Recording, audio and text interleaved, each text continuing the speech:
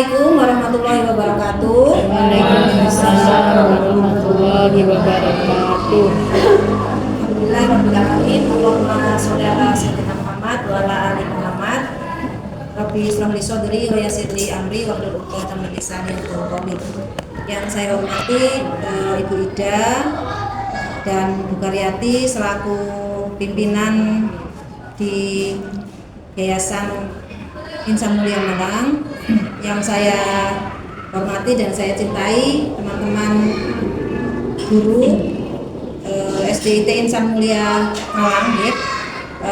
Terima kasih saya ucapkan pada panjenengan semua yang sudah hadir memenuhi undangan saya dalam rangka pemaparan diseminasi budaya positif dalam pemenuhan tugas saya sebagai calon guru penggerak angkatan ke-11 di Kota Malang. Baik ibu-ibu sekalian, sebelum kita mulai kegiatan hari ini, mari sama-sama kita awali dengan berdoa. Doa kita mulai.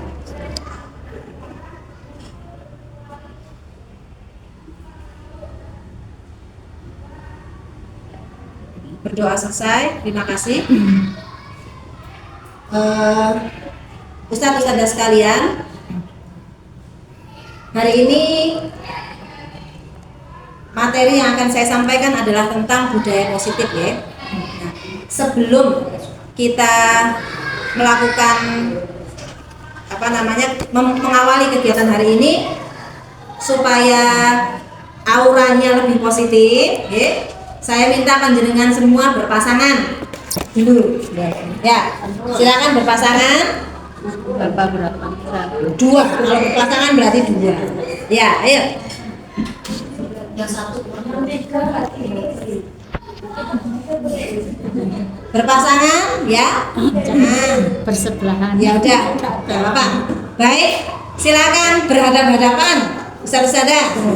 Nah, ya. Ya, silakan berhadapan-hadapan. Lalu, ya, nggak apa-apa, yang bertiga boleh bertiga. Ya, boleh bertiga, berhadapan-hadapan bertiga. Oke? Ya, sudah ya. Kemudian silahkan panjenengan semua memperhatikan saudara panjenengan yang ada di depan panjenengan, ya. Dihitung sampai 20, cukup? Oke, silakan dimulai sekarang. Enggak? Nah, ayo perhatikan, ya, perhatikan mimik wajah saudara kita atau rekan kerja kita. Lihat dengan seksama apa yang baik dari saudara kita. Ya, silakan. Ya. Oke, ya.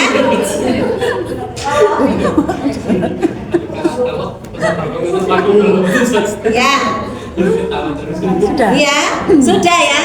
Baik. Alhamdulillah, nggih. Semuanya sudah tersenyum, ya. Sudah tersenyum bahagia. Mudah-mudahan senyum ini mengawali suasana positif di ruangan ini. Mudah-mudahan. Nah, sekarang pelajarannya. Satu orang saja, kira-kira siapa yang mau menyampaikan apa yang Anda temukan dari simulasi tadi? Ya, ayo, siapa yang coba menyampaikan? Menemukan apa? Menemukan Ya, enggak. menemukan bros yang unik. Oh iya, Ustazah Yati menemukan bros yang unik, ya. Dari mana? Menemukan bros yang unik. Ada nggak inspirasi dari bros itu tadi? Oh, aku kayaknya pengen deh. Pengen. Masalahnya dari Tokyo ini mahal. Oh, masya Allah. Dari Tokyo, subhanallah, ya. Ada historinya. Ya, baik. Oke, alhamdulillah, ya. Jadi saya berharap Ustadz Ustadzah setelah kegiatan budaya positif hari ini kita semua mendapatkan pelajaran yang baik ya, yang baik, dan aura positif dari saudara-saudara kita itu bisa tertular pada kita semua. Kita lanjut ke materi ya, slide Ustazah. Ya. Saudara sekalian, nah, tentang budaya positif ini sebelum kita mulai, mari kita sama-sama buat kesepakatan ya. Apa sih budaya positif itu? Nah, silakan yang bawa HP boleh di-scan atau boleh masuk ke Mentimeters, kemudian masukkan kodenya, atau boleh ditulis mentimeter.com kemudian masukkan kodenya, atau boleh di-scan barcode.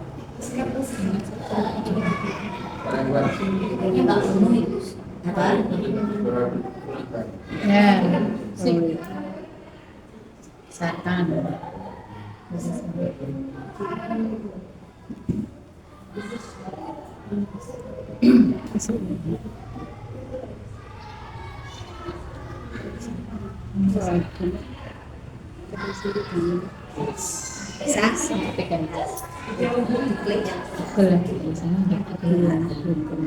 Biar kelihatan. Belum, Mbak. Oh, belum baru.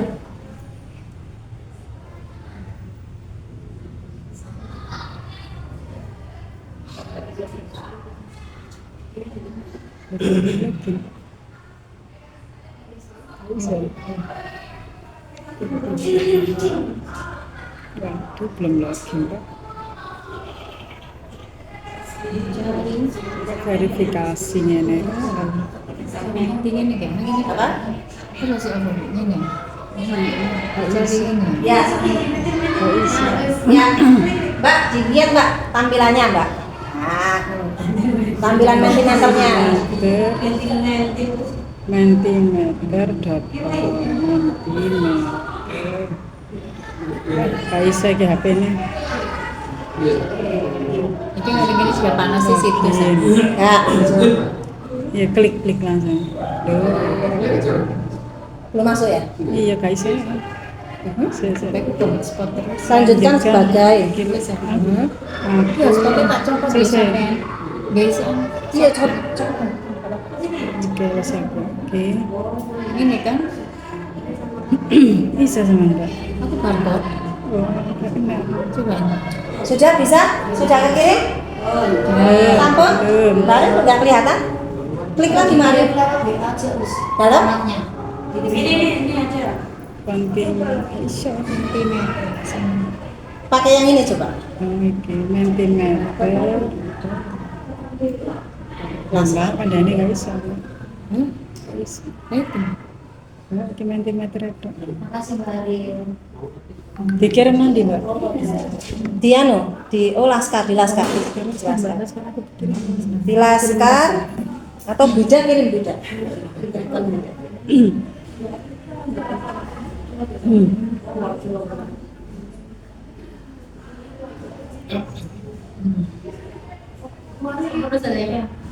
Ya, proses.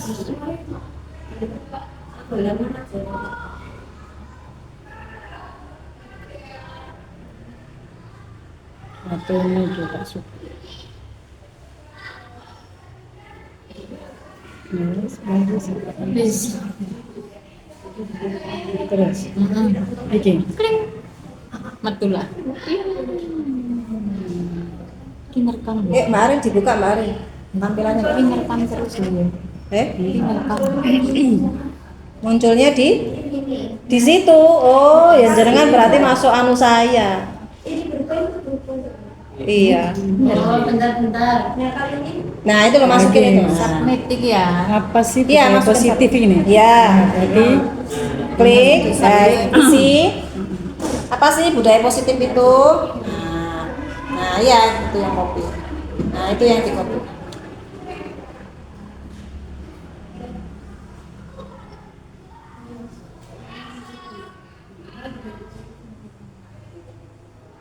Bisa.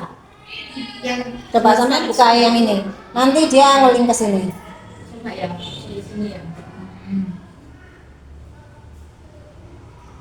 Bisa tuh, sudah bisa kok. Nanti langsung submit. Nah, wis. Padahal aku kok tak submit sih gurung. Loh, Gurung-gurung diisi dulu baru submit. Nah, Makanya itu keliru. ya. Mbak Aril nggak usah submit. Nyoba. Oh. Nanti kalau ini tampilannya Mbak Aril, ini tampilan peserta ini. Ini tampilan peserta bukan tampilannya pemilik anunya akunnya.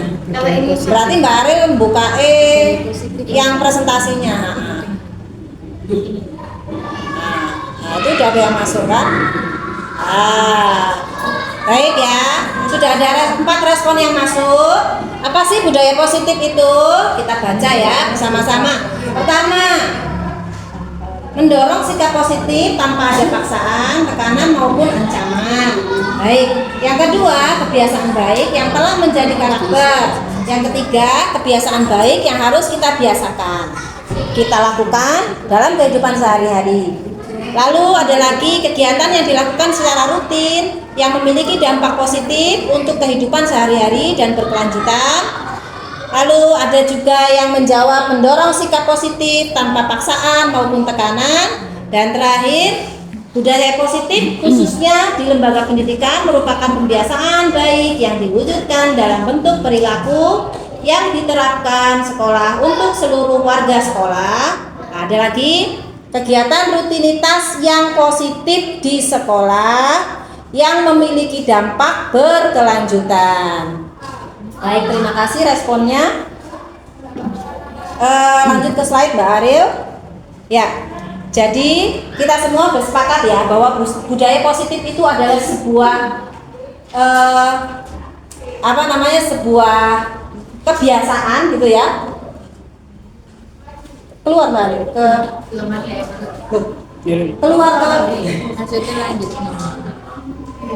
ke slide yang slide kanva saya. Nanti dilanjut. Ya. Ustadz, boleh ya saya simpulkan seperti ini ya. Jadi budaya positif itu adalah iklim yang terbangun karena pembiasaan yang sudah mengakar kuat dalam diri seseorang gitu ya. Jadi karena sudah terbiasa melakukan ya, kemudian dia sudah ngakar ya. Nah, positifnya di mana? Berarti ada dong budaya yang nggak positif, ada ya? Ada ya. Kebiasaan yang sudah mengakar itu bisa jadi ada yang nggak positif gitu.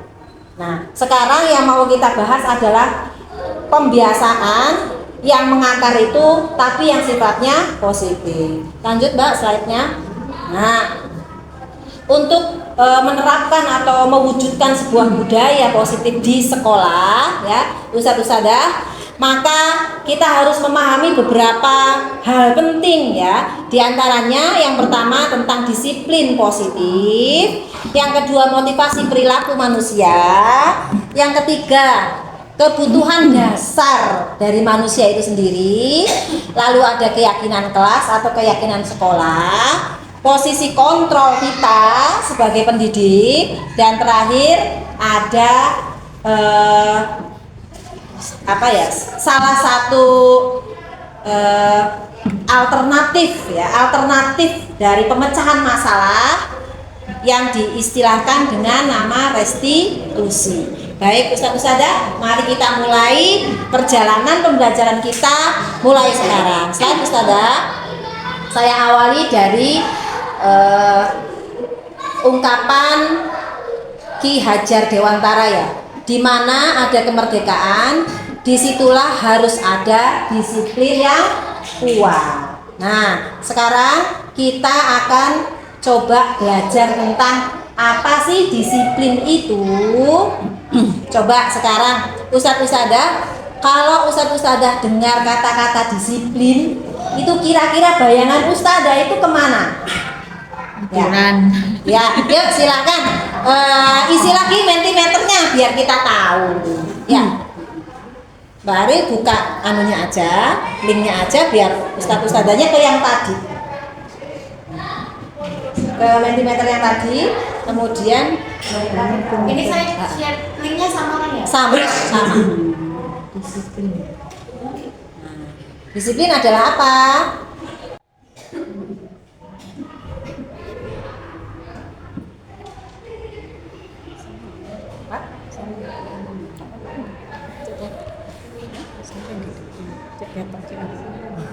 Ya. Kira-kira kalau kita dengar kata-kata disiplin itu yang ada dalam bayangan kita itu, yang ada dalam pikiran itu apa ya? Boleh langsung direspon.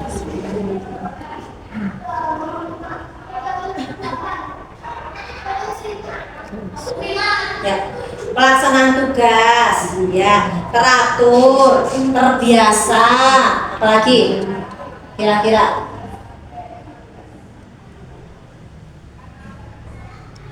Tuhan. kepatuhan. Biasanya kalau kita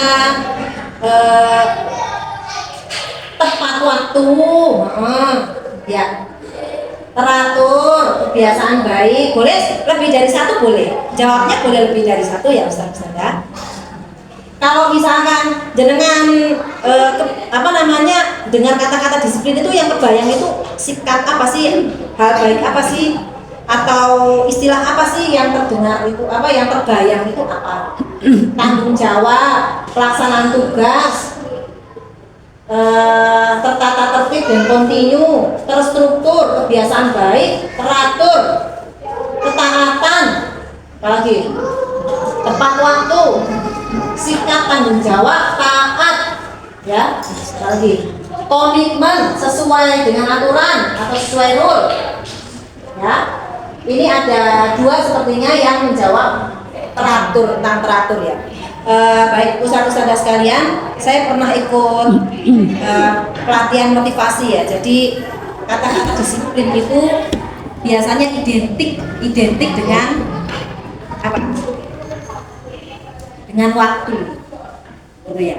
Disiplin itu identik dengan waktu, entah itu tepat waktu, entah itu teratur, entah itu kontinu, tentang kontinuitas, kemudian ketepatan, ketaatan, itu semuanya berhubungan dengan waktu, dengan periode tertentu atau dengan waktu tertentu. Nah, balik lagi Mbak ke slide. Nah, baik. Jadi disiplin positif itu ustadzah memang betul ya. Jadi kalau kita mau simpulkan, disiplin positif itu adalah perilaku yang tumbuh dari sebuah keyakinan akan sebuah nilai kebenaran dan kesadaran dalam melaksanakan tanpa ada paksaan. Itu adalah disiplin positif. Jadi seseorang itu pasti akan melakukan sesuatu dengan disiplin itu ketika dia yang pertama ada kesadaran, ya. Yang kedua dia tahu itu adalah kebutuhannya, ya. Yang ketiga ada kemauan. Nah, lanjut Mbak. Nah, kita lanjut ke motivasi perilaku manusia. Ini saya ambilkan, saya kutipkan dari teori kontrol miliknya William Glasser. Jadi beliau mengatakan bahwa tiap kita akan tergerak melakukan sesuatu karena ingin memenuhi kebutuhan dasarnya, gitu ya. Nah, kemudian motivasi seseorang itu untuk melakukan sesuatu itu karena apa sih? Ada tiga hal, ya.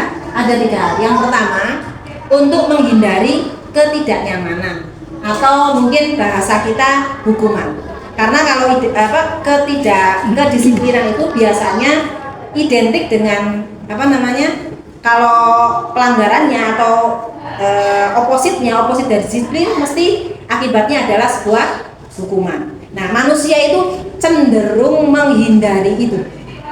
Yang kedua, mendapatkan penghargaan atau imbalan.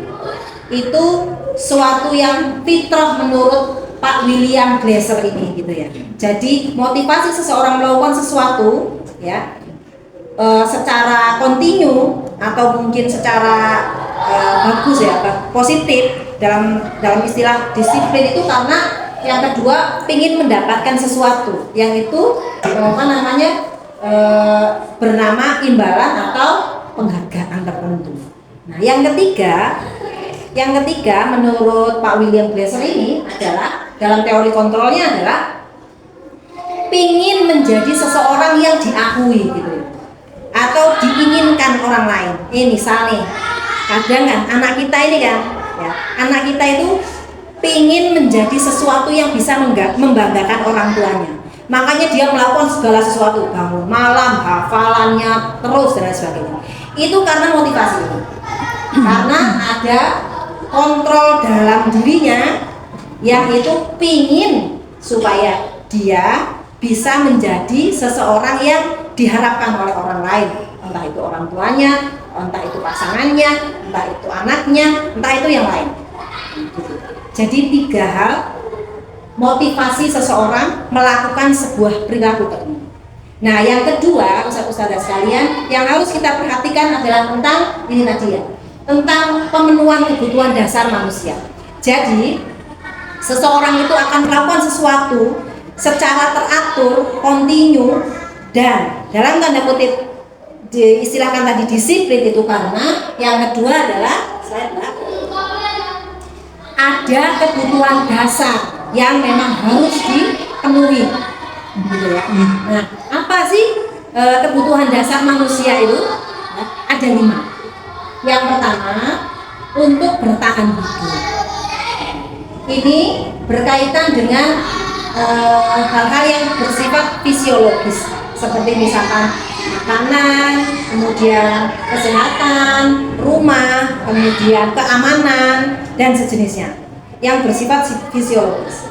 Kemudian yang kedua, kebebasan, atau dia butuh untuk menentukan sebuah pilihan, gitu.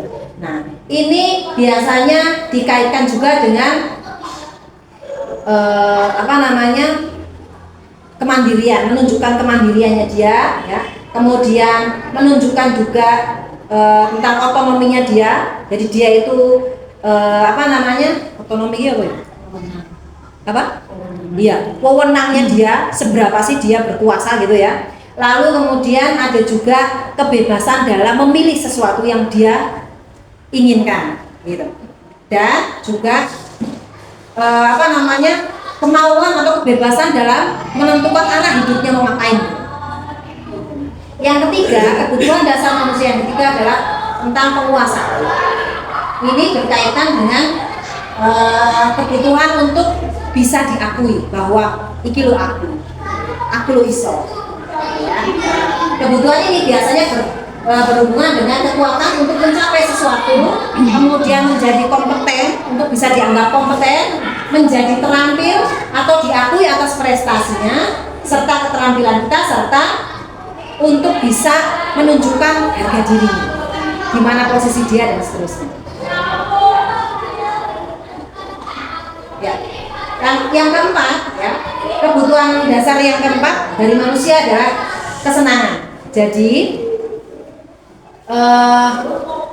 kesenangan ini berhubungan dengan ini ya, kalau anak-anak ya, kalau dalam dunia pendidikan atau dunianya anak-anak biasanya berkaitan dengan main, kemudian bercanda, ketawa-tawa dengan bebas dan sebagainya. Itu adalah kebutuhan dasar manusia yang berkaitan dengan kesenangan. Yang terakhir adalah kebutuhan untuk mendapatkan kasih sayang dan rasa diterima. Nah, ini berkaitan dengan hubungan atau koneksi sosial.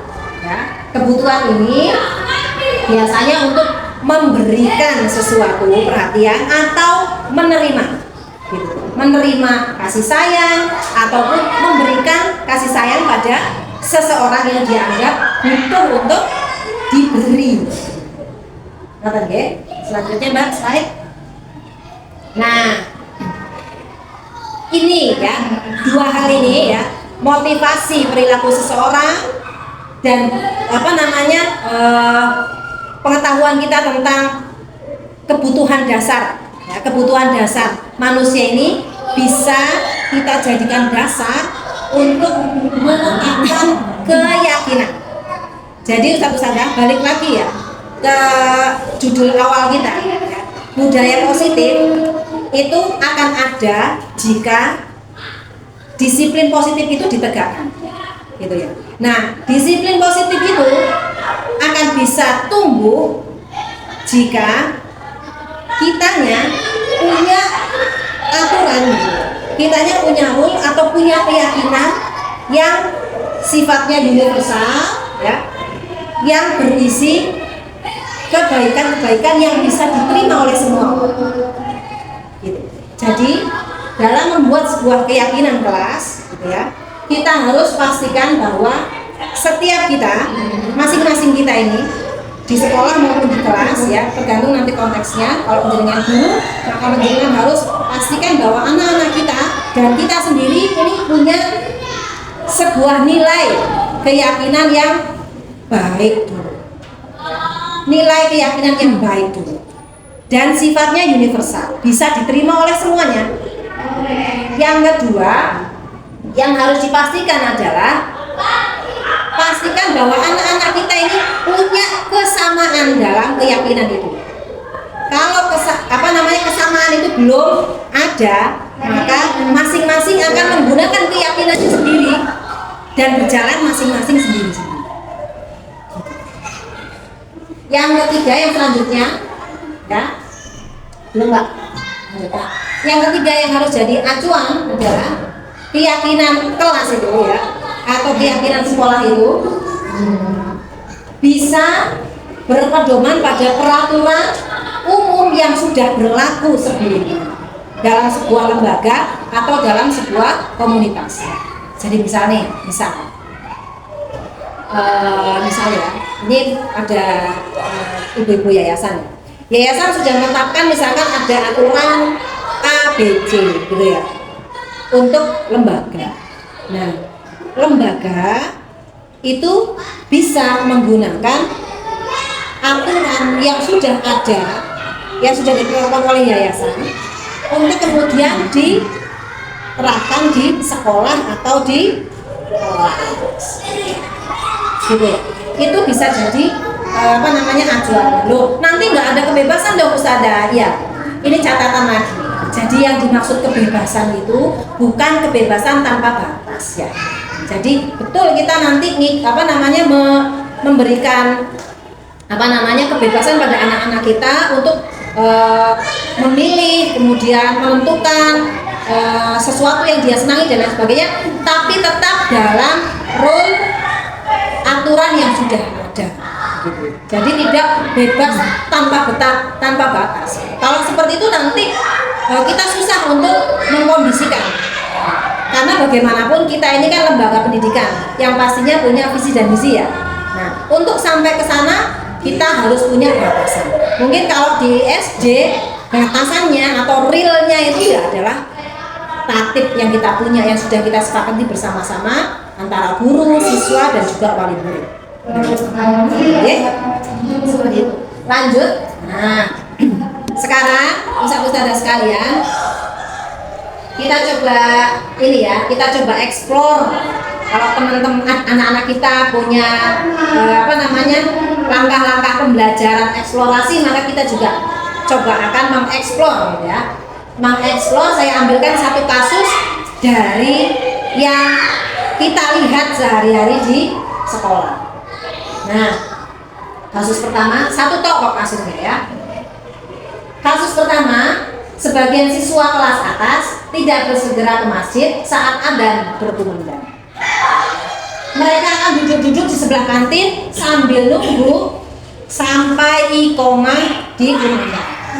Nah, menurut Ustazah nih, karena kita udah belajar tentang kebutuhan dasar manusia dan juga motivasi perilaku, kira-kira nih, apa sih yang menjadi keyakinan mereka? Dan yang kedua, kebutuhan apa sih menurut panjenengan yang belum terpenuhi dari mereka ini? Ya, bisa jadi nih, ini adalah akar masalah yang belum kita temukan sampai sekarang. Ya, nah coba sih berkelompok boleh, yang putra sama putra, yang putri sama putri, yang satu sab boleh berdiskusi sama satu sab atau sama sebelahnya. Boleh, silakan. Nah, dua aja.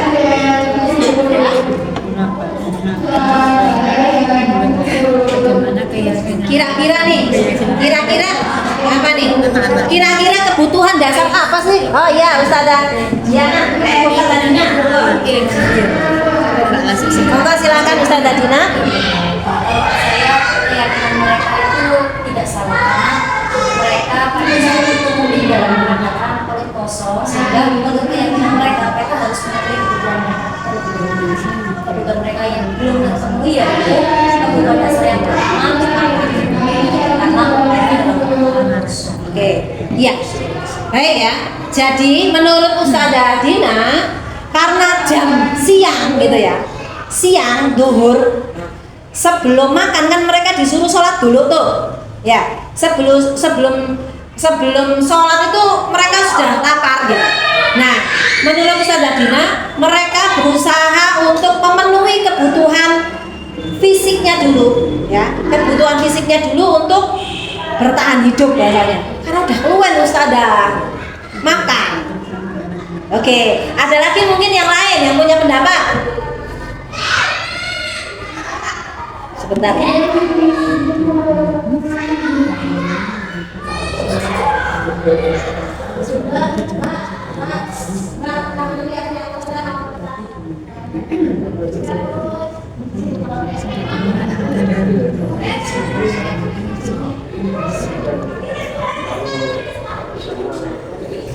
Keyakinan mereka tadi Ya. masih belum ada. Mungkin ada yang punya pendapat lain? Ya, Ustazah Ida. Menurut saya mungkin mengapa mereka kok duduk-duduk, terutama pada saat itu kan adzan ya. Kalau saya merasa meskipun tidak adzan tapi kasusnya di sholat duha itu juga sama. Kan setiap pergantian waktu dia harus melaksanakan satu kegiatan yang lain gitu ya. Setelah apel mereka tidak langsung pergi ke masjid. Sama juga yang ini. Atau memang harus yang sholat duhur saja? Tidak. Pokoknya yang sholat. Pokoknya setiap sholat ya. Itu kan ada. Setiap adzan sholat. Iya. Setiap adzan. Kalau duha kan nggak ada adzan ya. Iya. Kalau duha nggak ada adzan. Jadi saya asumsikan keyakinan mereka, menurut mereka bisa jadi mereka benar melakukan seperti itu karena anggapannya dia merasa bahwa di masjid itu belum ada ustadz atau ustadzah, atau meskipun sudah ada tapi ada sebagian ustadz ustadzah yang masih berada di sekolah sehingga mereka merasa bahwa oh si ono guruku berarti aku kuai sih ngenteni diarahkan, bisa jadi seperti itu. Baik. Berarti menurut Ustazah Ida ya, ini kasusnya Ustazah Ida melihatnya tidak hanya sholat duhur, ketika sholat duha pun anak-anak masih ada yang berperilaku seperti itu gitu. Menurut Ustazah Ida bukan karena untuk memenuhi kebutuhan fisiknya, tapi karena ada hal lain gitu ya. Yang menurut dia benar, menurut keyakinannya benar adalah apa? Karena belum adanya peraturan yang anak-anak tahu gitu ya. Ya, bahwa ketika sholat ya, ketika waktunya sholat ya sudah langsung ke sana, nggak usah duduk-duduk gitu ya. Nah, peraturannya apa? Mungkin dari ustadz-ustadzanya yang belum bersegera ke masjid begitu ya. Sehingga anak-anak melihatnya, oh guruku masih ada di atas, belum turun semua gitu ya. Nah, mungkin ini juga bisa jadi masukan ya untuk refleksi kita bahwa bisa jadi hal yang membuat anak-anak kita terlambat untuk datang di setiap pergantian aktivitas itu karena memang melihat ustadz-ustadzanya belum ada di tempat. Jadi dia menunggu ustadz-ustadzanya siap. Oke, begitu ya. Ini jadi refleksi kita semua. Baik, selanjutnya ustadz-ustadzah. Nah, sekarang apa keyakinan ustadz-ustadzah terhadap pendidikan di SDIT Insan Mulia? Ya, ayo siapa yang punya pendapat? Tadi satu kasus aja sih, tapi saya yakin semua punya keyakinan yang baik, yang positif ketika panjenengan ada di Insan Mulia. Ada mungkin satu atau beberapa yang bisa menyampaikan? Sapandi, Ustaz Saiful. Ya, Oke, terima kasih. satu keyakinan tentang terhadap pendidikan di SD IT Insan Mulia. Ini dari saya ya, satu Oke. keyakinan yang ada. Iya, jangan sampai dari saya. Paksaan dong. Sebenarnya keyakinan yang saya yakini ya. Oke. Karena kita memakai kurikulum terpadu, jadi saya meyakini bahwa setiap mata pelajaran yang diampu atau setiap mata pelajaran baik itu umum, maka tetap dia terintegrasi dengan iman dan takwa. Sehingga detik demi detik itu tercatat pendidikan iman dan takwa. Meskipun itu umum, tapi karena mengarah integrasi maka pendidikannya iman dan takwa. Itu satu keyakinan saya. Oke. Silahkan. Terima kasih Ustaz. Nah, ya, jadi keyakinan Ustaz ya, meskipun apapun kondisi anak-anak kita, karena kurikulumnya sudah terintegrasi antara pendidikan umum dengan Al-Quran gitu ya, maka ya, bagaimanapun posisi dan kondisi anak-anak kita, mereka masih tetap bawa iman dan takwanya kemana-mana. Amin. Ya kita amin ya saudara.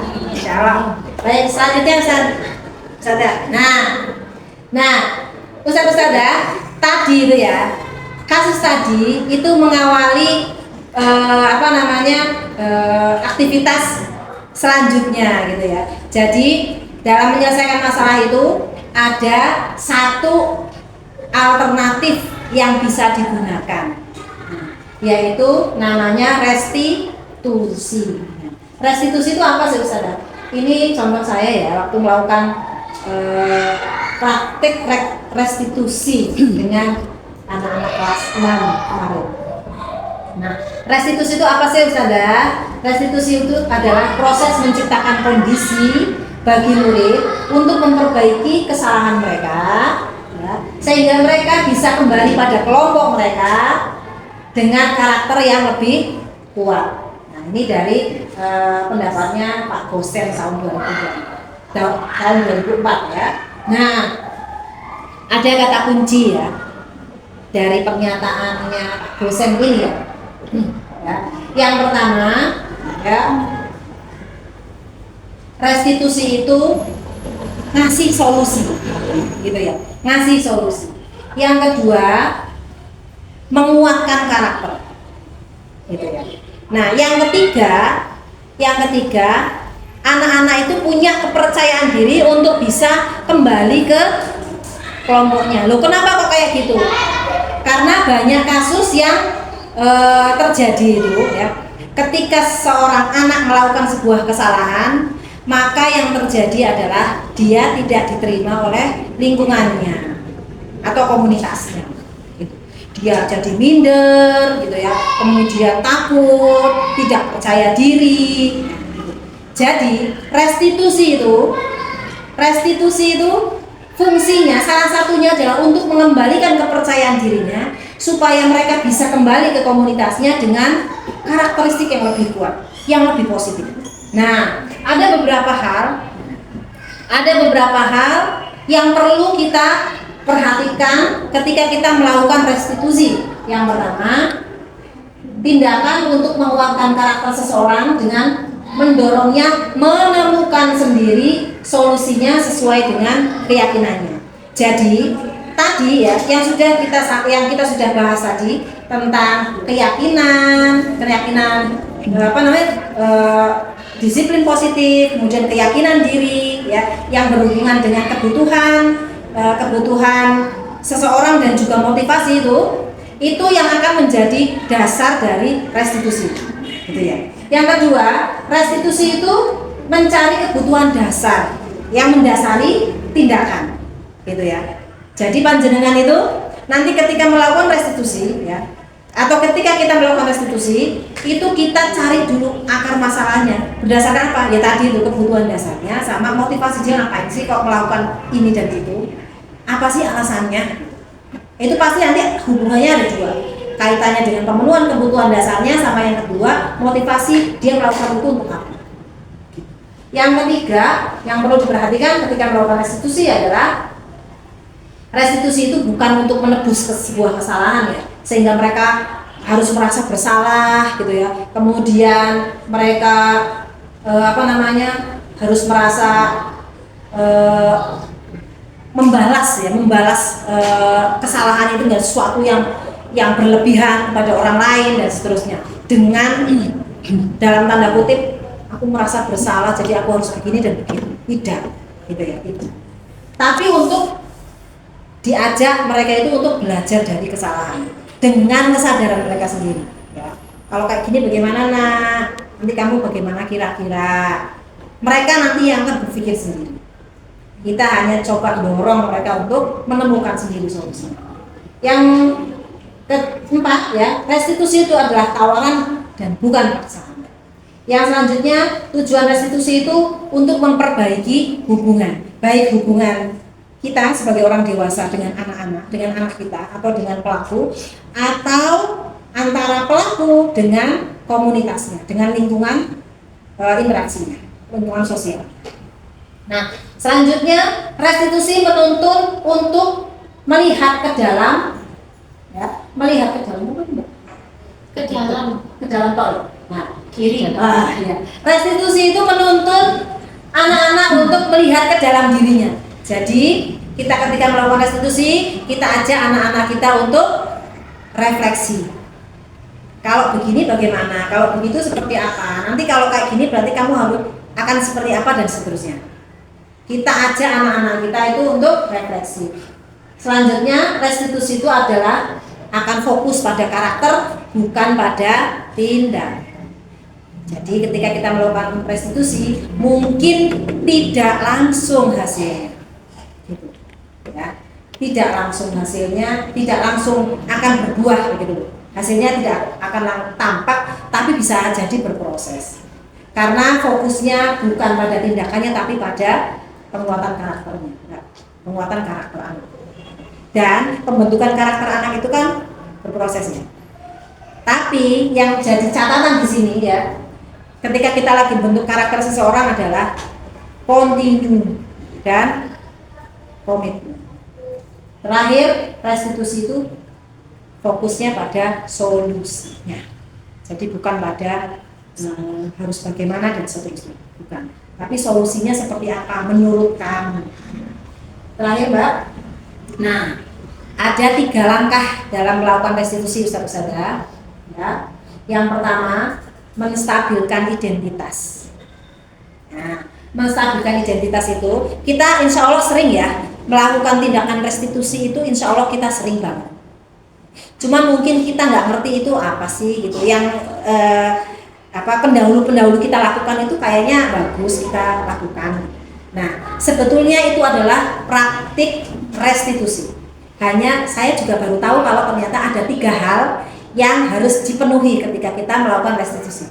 Kalau selama ini saya pribadi hanya melakukan 2, ya, hanya melakukan 2. Sebetulnya ada 3. Yang pertama, menstabilkan identitas. Apa sih menstabilkan identitas itu? Kita ya ajak anak-anak kita itu untuk menyadari bahwa setiap manusia itu tidak ada yang sempurna. Itu artinya kita kuatkan dulu. Ya, kita kuatkan dulu kepribadiannya. Itu kalau istilahnya Pak Gosen itu ya adalah menstabilkan identitas. Kita kuatkan dulu mentalnya anak-anak kita, sehingga dia berani menghadapi kenyataan bahwa oh iya, ini salah. Yang kedua adalah memvalidasi tindakan yang salah. Nah, tahap kedua yang harus kita lakukan ketika kita melakukan restitusi adalah kita melakukan validasi. Kita menyampaikan bahwa apa yang kamu lakukan itu sesungguhnya adalah sesuatu yang keliru atau kurang tepat. Itu nanti statement akhirnya itu. Tapi tidak dengan tuduhan atau kemudian dengan doktrin tertentu, tidak, tapi didorong, diarah sehingga dia bisa menyadari, oh ya Ustazah, maaf saya salah. Nanti intinya seperti itu. Nah, yang ketiga baru tentukan, menanyakan keyakinannya dia. Sakjane kamu itu melakukan ini nih, apa sih dasarnya? Kenapa sih? Kita semua ingat ya bahwa setiap tindakan itu pasti ada alasannya ya. Ini mungkin statement ini saya dulu dapatkan ketika saya ikut pelatihan guru JST dulu. Mungkin Bu Isti atau mungkin Bu Ropi ya dulu yang angkatan pertama, apa tuh namanya Ustazah Isti? Guru apa ya? Ya. Itu 2015-an mungkin ya. Kita sudah kenal itu. Cuma waktu itu kita masih belum ngerti itu ada 3 tahapan restitusi. Sekali lagi dulu yang mungkin kita sampai lakukan hanya memvalidasi tindakan yang salah dan juga menanyakan keyakinannya. Belum pada menguatkan menstabilkan identitas mereka. Belum gitu. Karena selama ini saya belum pernah melontarkan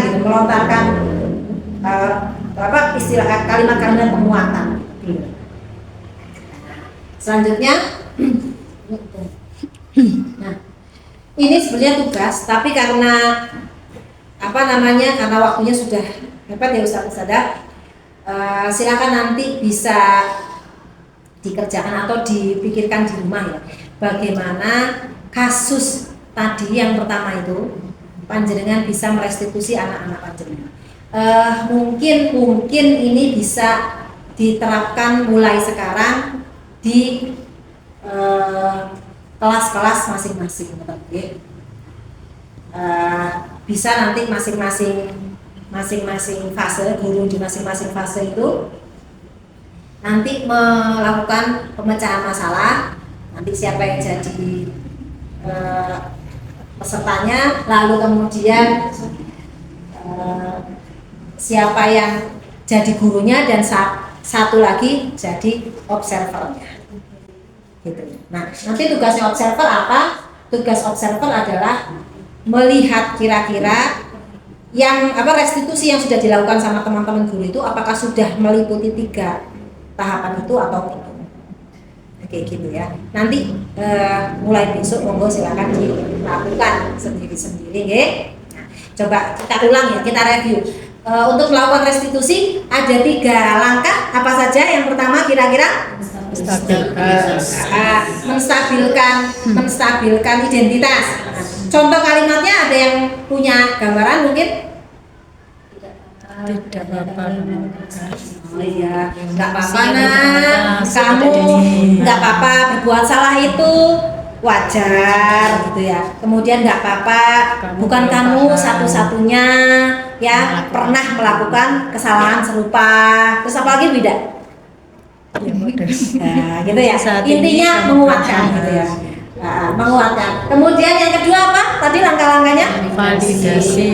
Memvalidasi sesuatu yang salah itu. Nah, ini kira-kira kalau pertanyaannya bagaimana nih? Atau kalimat penggirinya bagaimana nih? Apa alasannya? Mengapa kamu lakukan ini? Apa yang memotivasi kamu melakukan ini? Apa yang mendasari kamu melakukan hal itu sih? Gitu. Iya. Mungkin ada lagi yang lain yang punya redaksional lain? Kamu melakukan ini tentu ada alasannya. Ya. Apa sih yang mendasari kamu melakukan ini? Gitu ya. Intinya malah menanyakan alasannya. Nah, yang ketiga apa yang ketiga? Yang ketiga apa? Menanyakan keyakinan. Menanyakan keyakinannya. Nah, kalau ini bagaimana ini? Kalimat pendorongnya bagaimana? Menurut kamu yang benar bagaimana? Ya. Menurut kalian yang benar seperti apa sih? Sikap yang benar bagaimana yang benar itu? Nah, gimana Ustaz? Gimana? Oh ya, kalau seperti ini kamu lakukan terus-terusan, kira-kira akibatnya bagaimana buat kamu, buat lingkungan kamu, buat teman-teman sekitar kamu gitu. Ya, itu bisa gitu ya. Nah, baik, saudara sekalian, ini mungkin yang bisa saya sampaikan. Ada satu hal sebenarnya yang belum saya lupa belum menyampaikan. Ada apa namanya, posisi kontrol ya, posisi kontrol itu kita nih sebagai seorang pendidik nih harus ada di mana nih? Ada 5 posisi kontrol yang coba itu aku banget apa enggak ya Pak ya. Yang pertama itu penghukum ya. Nah, yang kedua saya sampaikan dulu biar nggak lupa ya. Yang pertama penghukum, yang kedua apa namanya, merasa bersalah itu ya. Nah, menyebabkan ya posisi di mana kita itu menjadikan anak itu selalu merasa bersalah karena sudah melakukan ini dan itu gitu ya. Nah, yang ketiga sebagai teman. Nah, kalau sebagai teman ini udah santai aja gitu. Santai aja, jadi batasan antara aturan dan tidak itu udah nggak ada, jelas. Nah, nggak jelas aja. Yang keempat pemantau. Nah, ini nih yang udah mulai positif nih, di posisi sebagai teman, kemudian merasa bersalah itu udah mulai positif nih. Tapi masih belum bagus gitu loh. Nah, yang kemudian yang pemantau kayak gimana pemantau? Pemantau itu udah mulai ada bau restitusinya, tapi belum sempurna. Sudah menanyakan apa namanya, keyakinan kelasnya gimana, tapi dengan tindakan yang tegas gitu ya, yang tegas dan sedikit memaksakan. Nah, itu pemantau. Kalau apa sih nek memantau itu? Ya, keyakinannya gimana? Keyakinan kelasmu gimana? Nah, gitu. Kemudian berarti kamu sekarang harus ngapain? Nah, gitu ya. Jadi seperti itu ya. Nah, yang terakhir adalah sebagai manajer. Nah, ini nih, yang manajer nih yang agak susah. Karena manajer udah full banget kalau di teori restitusinya itu ya, nggak ada yang merasa disakiti. Jadi semuanya win-win solusi. Si korban gitu ya merasa tenang ya, si gurunya juga merasa sudah bisa memberikan yang terbaik. Ini yang agaknya sulit untuk kita lakukan. Tapi satu saja kita semua akan berproses menuju ke sana. Ya, kita akan menjadi seorang manajer ya, manajer yang baik untuk anak-anak kita di kelas atau di sekolah. Ya, sekali lagi ini semua adalah proses ya, yang itu mungkin juga butuh waktu gitu. Kitanya juga butuh waktu untuk merefleksi diri kita. Selama ini nih posisi saya ada di mana sih? Posisi kontrol saya selama ini di mana sih? Kalau anak-anak kita sedang dalam kondisi yang tidak baik-baik saja, kita ini ngapain gitu? Apakah kita diam saja? Apakah kita sebagai pendukung? Apakah kita selalu ada ada pada posisi seorang teman atau orang yang selalu merasa memberikan rasa bersalah pada anak-anak didik kita, atau kita sudah jadi manajer yang baik? Nah, mari sama-sama kita refleksikan ini, kita sama-sama lihat dalam diri kita masing-masing sudah sampai mana kita selama ini, ada di mana posisi kontrol kita selama ini. Terakhir Ustaz-Ustazah ya. Mudah-mudahan ya semangat senyum-senyum dari anak-anak kita yang kita bisa lihat ini bisa sekali lagi tertular untuk kita semua. Dan saudara sekalian, kita semua berkomitmen ya bahwa pendidik itu bukan hanya mentransfer ya kemampuan pengetahuan aja gitu ya pada anak-anak kita, tapi juga menuntun anak-anak kita untuk mencapai apa yang menjadi fitrahnya atau menjadi kodratnya anak-anak kita itu untuk mencapai kebahagiaan dan kesejahteraan gitu ya, kebahagiaan dan keselamatan ya, yang setinggi-tingginya pada anak-anak kita. Itu istilah dari Ki Hajar Dewantara. Jadi dalam mendidik itu kita harapannya bisa menuntun anak-anak didik kita mencapai kodratnya yang setinggi-tingginya ya, untuk bisa mendapatkan keselamatan dan juga kebahagiaan, baik itu sebagai dirinya sendiri, sebagai seorang individu maupun sebagai anggota masyarakat. Mungkin itu dari saya, saudara-saudara sekalian. Sekali lagi terima kasih atas partisipasinya. Ada yang mau disampaikan mungkin dari apa yang sudah saya sampaikan hari ini? Cukup ya? Insya Allah. Terima kasih atas perhatian dan partisipasinya. Sekali lagi saya ucapkan terima kasih. Kita akhiri ya langsung aja dengan istighfar, hamdalah dan doa kafaratul majelis juga bersama. Subhanallahumma wa bihamdihi asyhadu an la ilaha illa anta astaghfiruka wa atubu ilaik. Assalamualaikum warahmatullahi wabarakatuh. Silakan.